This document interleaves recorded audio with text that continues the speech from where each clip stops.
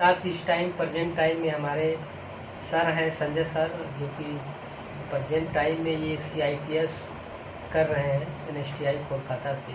तो हम सर से जानेंगे कि CITS का जो प्रक्रिया है एडमिशन का वो किस प्रकार से होता है।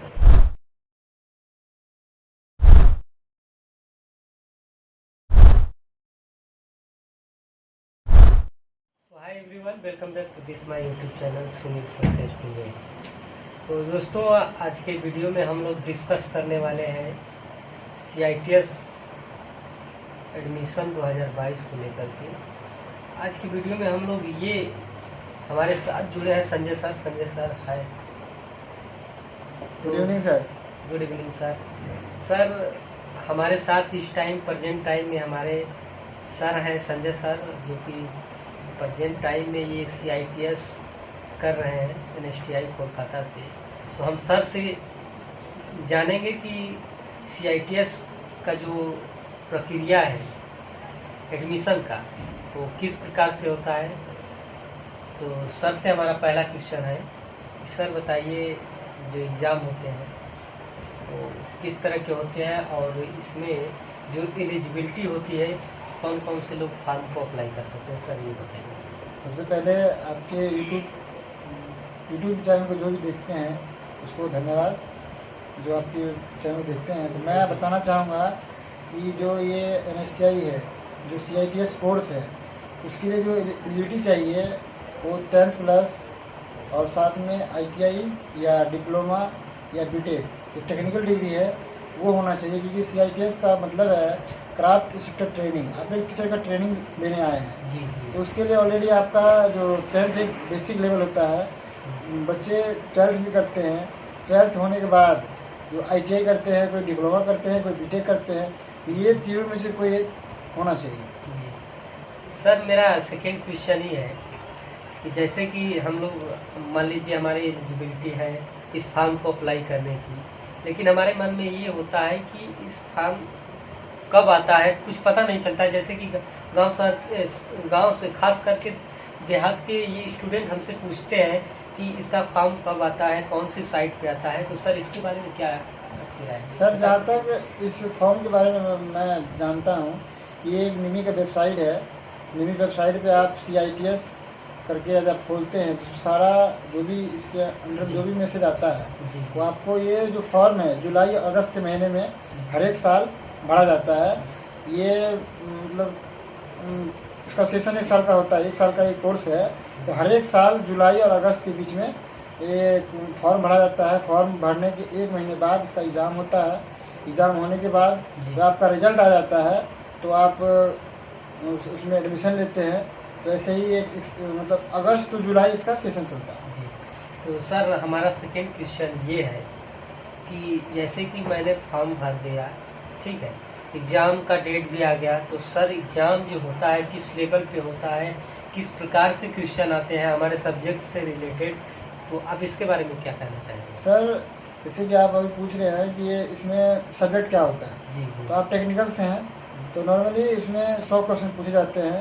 तो 75 क्वेश्चन ट्रेड से होता है, जो भी आपका ट्रेड है, मैकेनिकल, इलेक्ट्रिकल, ट्रेड सब्जेक्ट जी। और 25 क्वेश्चन जो है उसमें मैथ, साइंस, GK GS ये सब इसमें इंक्लूड होता है। तो सब मिला के 100 नंबर क्वेश्चन होता है, 1 नंबर का एक क्वेश्चन होता है। इस पर तो 30% पे आपका पासिंग है, 30% आप ले आए हैं, यानी 100 में 30 क्वेश्चन आपका सही हो जाता है तो आप पास कर जाते हैं और आपका एडमिशन तो सर होने की चांस है।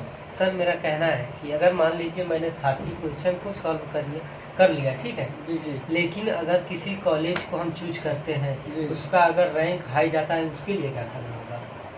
सर उसके लिए सबसे है कि यदि नॉर्मली अभी देखा जाए पूरे इंडिया में करीब 30 से 35 कॉलेज है जो NSTI है, और सारे कॉलेज जो IT OT बोलते हैं, जो सेंट्रल थोड़ी स्टेट गवर्नमेंट के अंदर में है, और NSTI सेंट्रल गवर्नमेंट के अंदर में आता है। कुछ प्राइवेट कॉलेज हैं जो हमारे NSTI में जो 5 टॉप कॉलेज है, जिसका मार्किंग, उसका जो वो मेरिट लिस्ट सबसे हाई जाता है। पहले स्थान पे है NSTI कानपुर, सेकंड स्थान पे है NSTI कोलकाता, थर्ड पे है NSTI चेन्नई, उसके बाद NSTI बेंगलुरु, उसके बाद NSTI लुधियाना। ये 5 कॉलेज ऐसे हैं, टॉप 5 है, इसमें मार्क सबसे हाई जाता है। तो उसके लिए आपको ज़्यादा से ज़्यादा क्वेश्चन सही करने होंगे ताकि आपको अच्छे कॉलेज मिले। सर मेरा और क्वेश्चन है, वो बताइए। जैसे कि हमने फॉर्म अप्लाई कर लिया, सब क्राइटेरिया हो गया, ठीक है, जी जी मेरा रैंक भी आ गया अच्छा खासा कॉलेज के लिए, जी तो सर इसका बताते हैं कि बहुत प्रोसेस कुछ अलग होता है, तो जी सर जी। उस प्रोसेस के बारे में मैं बताइए। सभी को बेसिकली बताऊंगा। जैसे आपका रैंक आया है 30 नंबर, 40 नंबर या 50 नंबर जो भी है, जी, उसके आने के बाद जो प्रोसेस है वो उसे बोलते हैं काउंसलिंग।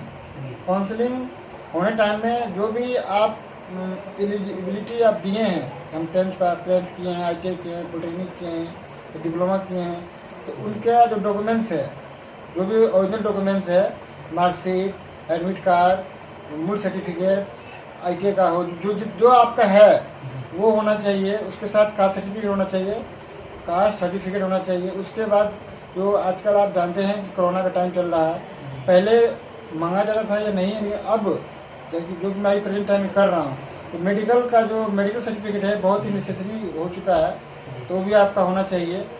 और काउंसलिंग के दौरान आपका डॉक्यूमेंट्स वेरिफिकेशन होता है। डॉक्यूमेंट्स वेरिफिकेशन में आपका डॉक्यूमेंट्स सारा सही है तो आपका एक नॉर्मली एक वहाँ एडमिशन एक होता तरह है। से स्पॉट हाँ, एडमिशन होता है, और वो लेटर वहाँ से जिस कॉलेज में आपका हुआ है उस कॉलेज में आपका ट्रांसफ़र होता है, मतलब आपको वहाँ भेजा जाता है। और फाइनली वहाँ आपको टाइम दिया जाता है 15 से 20 दिन का। उस टाइम में आप जाएँ और आपका फाइनली एडमिशन होगा, आपको हॉस्टल मिलेंगे, आपका क्लास स्टार्ट होगा।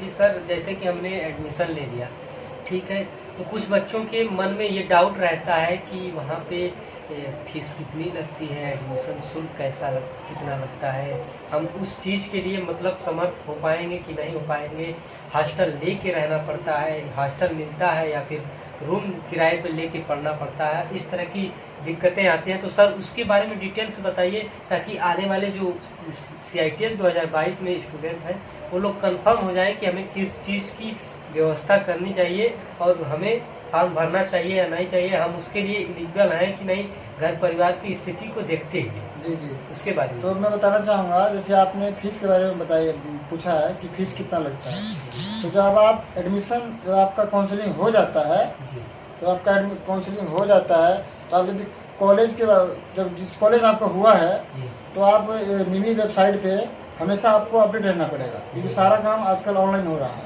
जी, तो वो अपडेट के माध्यम से आपको पता चल जाएगा जैसा आपका कास्ट है, जी, जैसे जो SC/ST है उसके अकॉर्डिंग, जो OBC वाले हैं उसको ज़्यादा लगता है, जी, जो जो जनरल में है उसको कुछ ज़्यादा लगता है।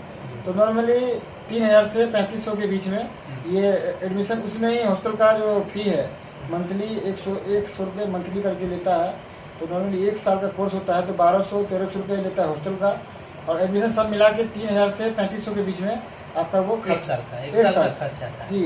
तो एडमिशन से लेके हॉस्टल दोनों मिला के आपका 30 से 3500 रुपये के बीच में वो लेते हैं। तो सर जैसे कि आप प्रेजेंट टाइम में NSTI कोलकाता में पढ़ रहे हैं, जी तो जैसे बहुत से स्टूडेंट के मन में ये भी डाउट रहता है कि खाना यहाँ बनाना पड़ता है या फिर मेस की सुविधा उपलब्ध रहती है जी।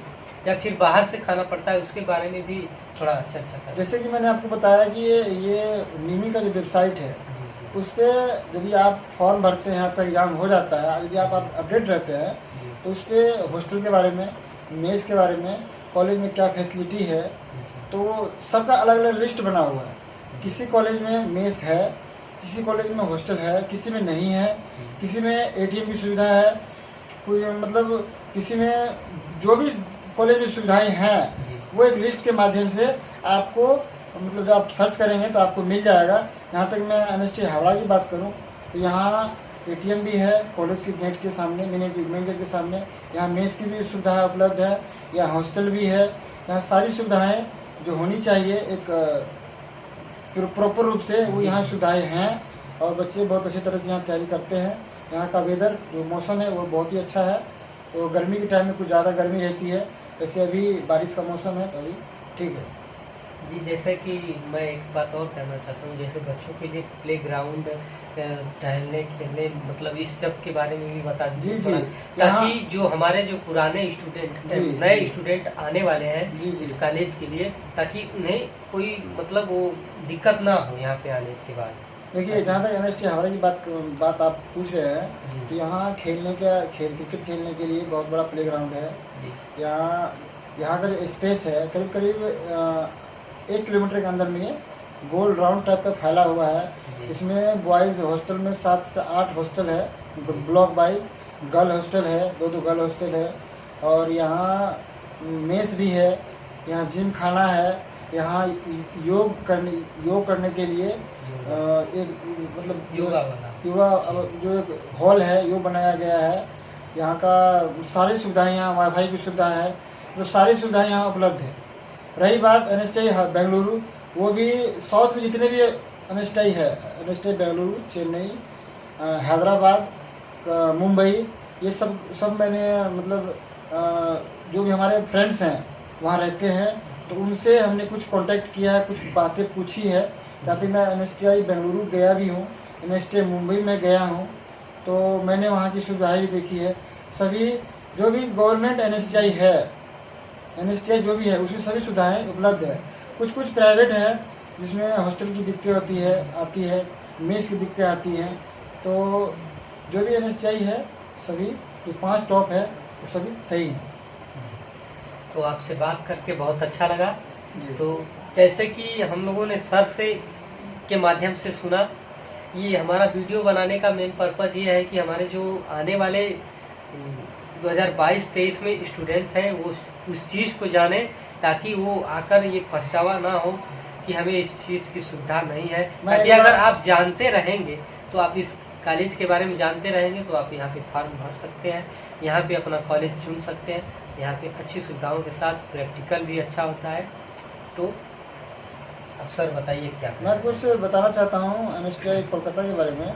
ये बहुत ही पुराना एनएसटीआई कोलकाता है। यहाँ सबसे ज़्यादा ट्रेड 18 ट्रेड है, जो कि और भी इंस्टीट्यूट में एनएसटीआई बेंगलुरु में उतना नहीं है। बहुत से ऐसे कॉलेज एनएसटीआई जिसमें नहीं है, तो यहाँ ये बहुत ही पुराना मतलब है, ये एनएसटीआई कॉलेज है। तो मैं एक ही बात बताना चाहता हूँ, जो भी आईटीआई या डिप्लोमा या बीटेक किए हुए हैं, नॉर्मली बच्चे आईटीआई बीटेक करने के बाद वो 1 से 2 साल रेस्ट करते हैं, सोचते हैं कि हमें क्या करना है। तो मैं यही कहना चाहूँगा, जो भी आपके छोटे भाई हैं, आप तो अभी फॉर्म भर रहे हैं, लेकिन जो आपके छोटे भाई, आपके जो भी फ्रेंड्स हैं कर रहे हैं, उसे ये बताएं आप समय को बर्बाद ना करें। जैसे ही आप टेक्निकल डिग्री लेते हैं, उनके लेने के बाद ये जो CTI है वो करें, और इसमें एक्सपीरियंस मांगा जाता है टीचर बनने के लिए 3 साल का। तो जो आपका एज बचा हुआ है, एज रहते ही जब सब कुछ कर लेते हैं, तो सही समय पे आपको सही जॉब मिलेगा। ये एज नहीं है आपके पास, तो आप सोचने के बाद भी आप कुछ नहीं कर पाइएगा। तो समय का वैल्यू दें और सही समय पे सही डिसीजन लें और सही कोर्स करें, और अपने आप को और अपने परिवार को खुश रखें। Thank you.